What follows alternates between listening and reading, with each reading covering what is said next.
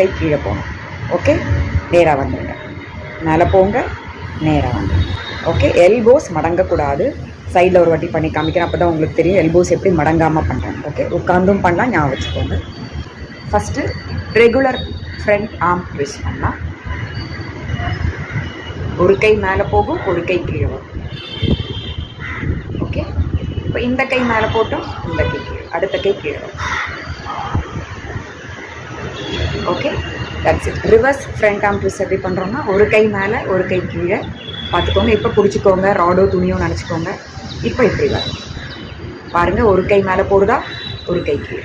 நல்லா ட்விஸ்ட் பண்ணுங்கள், எவ்வளோ போக முடியுமோ அதை பெண்ட் பண்ணுங்க. இப்போ இந்த கை.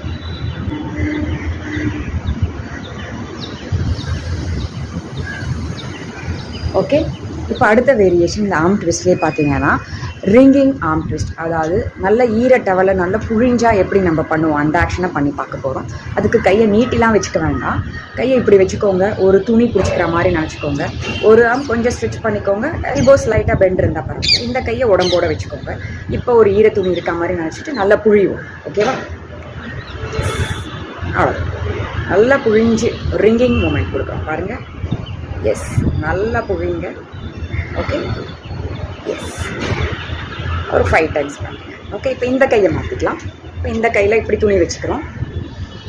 ஓகே, நல்லா புழிகிற மாதிரி ஃபீல் பண்ணி பண்ணுங்கள். அப்போ தான் ஸ்ட்ரென்த் ஃபுல்லாக நம்ம அது உள்ளே போடுவோம். நல்லா புழிங்க. இல்லைனா நீங்கள் ஒரு டவல், ஈர டவலை வச்சுட்டு கூட நல்லா புழிகிற மாதிரி இந்த ஆக்ஷன் பண்ணலாம். எதுவுமே இல்லாமையும் பண்ணலாம். Okay, that's it. இவ்வளோ தான் இந்த சிம்பிள் மூவ் 4 ஆர்ம்ஸ்க்கானது. இந்த மணிக்கட்டு இருக்கு இல்லையா, ரிஸ்ட் ப்ளஸ் இந்த முழங்கை எல்போ இருக்கு இல்லையா, இதுக்கான பெனிஃபிட்ஸ் நிறைய இருக்குது. இப்போ சொல்கிறேன் கேளுங்க. நான் நிறைய பேர் டென்னிஸ் எல்போன்ற இந்த முழங்கையில் வலி வந்து நிறைய சஃபர் பண்ணுறாங்க. அதுவும் இல்லாமல் மணிக்கட்டு வலியும் நிறைய பேருக்கு இருக்கும். சிம்பிள் நம்ம டே டு டே ஆக்டிவிட்டீஸில் ஒரு ஜாரோட பாட்டில் மூடியை திறக்கிறது, அந்த திருகிறது, இந்த ஆக்ஷன் பண்ண கூட முடியாமல் வலி இருக்கும். கொஞ்சம் புக்ஸ் ஆர் கொஞ்சம் அரிசி பருப்பு ஏதாவது 1 கிலோ தூக்கி கூட வைக்கிறதுக்கு முடியாது. ஏதாவது ஃபர்னிச்சர் இப்படி தூக்கணும், லிஃப்ட் பண்ணணும்னா கூட இங்கெல்லாம் வலிக்கும். ஸோ அந்த மாதிரி இருக்கவங்க, ப்ளஸ் கம்ப்யூட்டரில் ப்ரொலாங்காக வேலை பண்ணி இந்த இடத்த யூஸ் பண்ணவங்க, இவங்களுக்குலாம் நிறைய வலி இருக்கும் இந்த இடத்துல.